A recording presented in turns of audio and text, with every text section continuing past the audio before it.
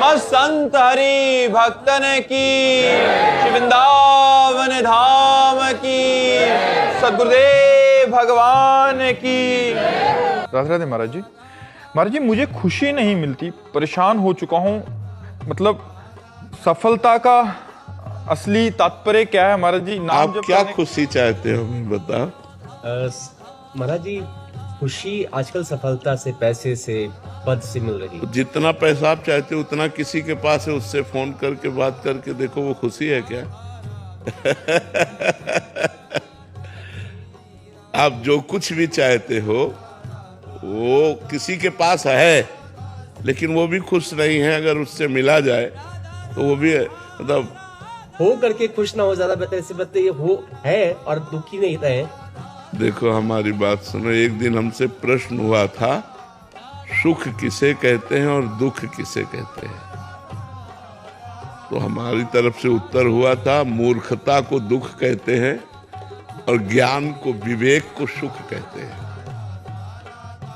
अगर आपके पास विवेक है, ज्ञान है और आप संतुष्ट हैं, तो आप ऐसे संतों को देखा गया दिगंबर, जिनके पास वस्त्र भी नहीं है, और देवराज इंद्र भी सेवा के लिए ललचाते हैं और बेपरवाह है।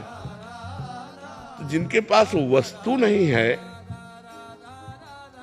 उनको हम देखकर झुकते हैं, नहीं झुकते। तो आप समझो, कुछ तो इशारा समझो।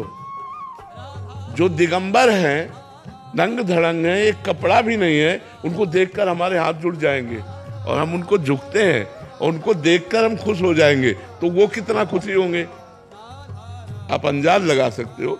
तो खुश वैभव से नहीं, संपत्ति से नहीं, सुंदर स्त्री से नहीं, सुंदर पुरुष से नहीं, सुंदर परिवार से नहीं, खुश भगवान से हुआ जाता है। ब्रह्म भूता प्रसन्नात्मा न शोचति न कांक्षति।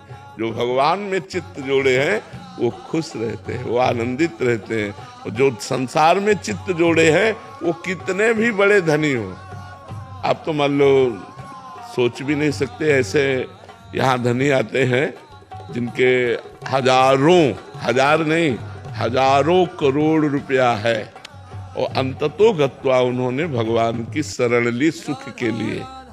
आप सच्ची मानिए, थोड़ा भगवान से जुड़ करके देखिए, आप खुशी के समुद्र में, जैसे मछली को समुद्र मिल जाए तो कितना आनंद, क्योंकि उसका जीवन प्राण जल है और वो तो अगाध जल राशि है।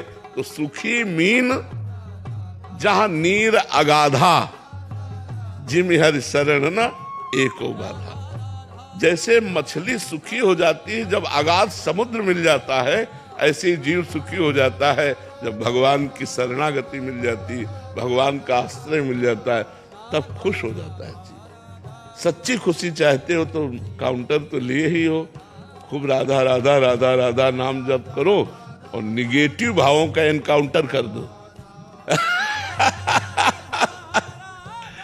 काउंटर से इतना नाम जप करो कि निगेटिव भाव का इनकाउंटर कर दे, तो आप देखो बच्चा पॉजिटिव में खुशी है, पॉजिटिव में ही खुशी है। निगेटिव विचार हमारे हर स्थिति में हमको जलाते रहते हैं। आप जितना बढ़िया कपड़ा पहने हो ना, लोग ऐसी आशा रखते हैं, आप इसमें भी खुश नहीं हो। आप सुंदर रूप है, मनुष्य शरीर है, आंख है, कान है, सब काम कर दे, आप इसमें भी खुश नहीं हो। आपको खाने को मिलता है, खाने के लिए मांगना तो नहीं पड़ता, आप इसमें भी खुश नहीं हो। आपके पास जो भगवान ने दिया है आप उसमें खुश नहीं हो, ये आपका निगेटिव विचार है। आप भगवान से जुड़िए, नाम जप कीजिए, सत्संग कीजिए। हम आपको इशारे से बता रहे हैं कि जिन्होंने भगवान से अपने जीवन को जोड़ा तो शरीर में एक कपड़ा भी नहीं है, लेकिन न पारमेष्ठ्यम न महेंद्र धिष्णम न सार्वभौमम न रसाधिपत्यम न योग सिद्धि अपनर्भवम वा। वो ब्रह्मा का पद भी नहीं चाहते, इंद्र का पद भी नहीं चाहते, सम्राट पद भी नहीं चाहते, योग की सिद्धियां भी नहीं चाहते, और भगवान के आनंद में मगन रहते, परम खुश, जिनको देखकर खुशी हो जाओ। जब वह संतों के दर्शन किए जाते तो एक अलौकिक आनंद मिलता है और लगता है आज हमारा जीवन सफल हुआ, आज हमें संत दर्शन मिले। एक अलौकिक आनंद मिलता है जो किसी पैसे से या किसी भी भोग से नहीं मिल सकता। उनके दर्शन और संभाषण से तो सोचिए, जिनके दासों के संभाषण से आपको इतना आनंद मिलता है, उनके स्वामी से संभाषण हो जाएगा तो क्या होगा। अगर भगवान से आपकी बातचीत हो जाए तो नाच पड़ोगी, जैसे मीरा जी नाच कर कहती, पायो जी पायो मैंने राम रतन धन पायो। तो सच्ची खुशी भगवान में है। धीरे धीरे अपने चित्त को भगवान में लगाइए तो आप खुश रहने लगेंगे, आप प्रसन्न रहने लगेंगे। देखो, शरीर रोगी है, कष्ट प्रतिपल है, लेकिन विचार पॉजिटिव है, मन खुश है, तो आपके सामने बैठे, आपके सामने उदाहरण हम है। ये पत्ती वाली सब्जी नहीं खा सकते, ये नहीं कर सकते, ये नहीं कर सकते, कर क्या सकते हो? बस दो चार बातें। कितना निगेटिव है, लेकिन निगेटिव विचार ना होकर हर विचार पॉजिटिव है। कृपा है भगवान की। तो देखो, आपके सामने प्रसन्न होकर के सुबह से दिनचर्या चल रही है, चलती रहेगी दिनचर्या, कोई दुख नहीं, कोई हमें शोक नहीं है कि हमारी किडनी खराब है। अगर हम शोकग्रस्त हो जाएं तो आपसे बात ही कैसे कर पाएंगे। मान लो दोनों किडनी ही, गुर्दे ही खराब हो गए तो मृत्युमय शरीर है, कभी भी मर सकता है। तो हमें तो डिस्टर्ब होना चाहिए, लेकिन हम डिस्टर्ब वाले को सुधार देते हैं। तो क्यों?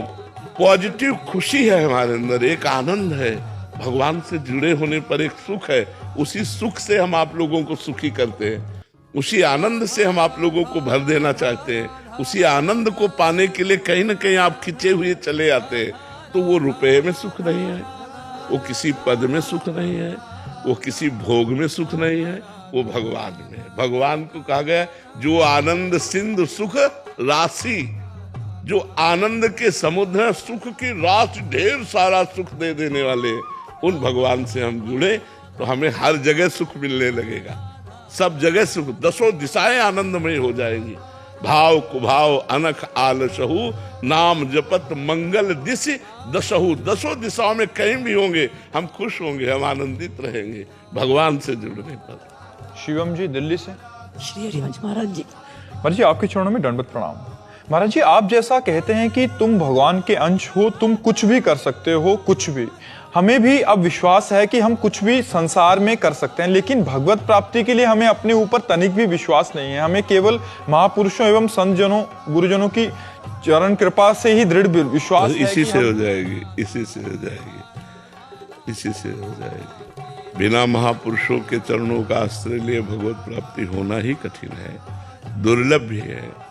लेकिन महत्पाद रजोभिषेकम, अगर महापुरुषों के चरणों का आश्रय है, संतों के प्रति ये भाव है कि हमें भगवत प्राप्ति करा सकते हैं, तो निश्चित इससे भगवत प्राप्ति हो जाएगी। और यही भरोसा दृढ़ रखना।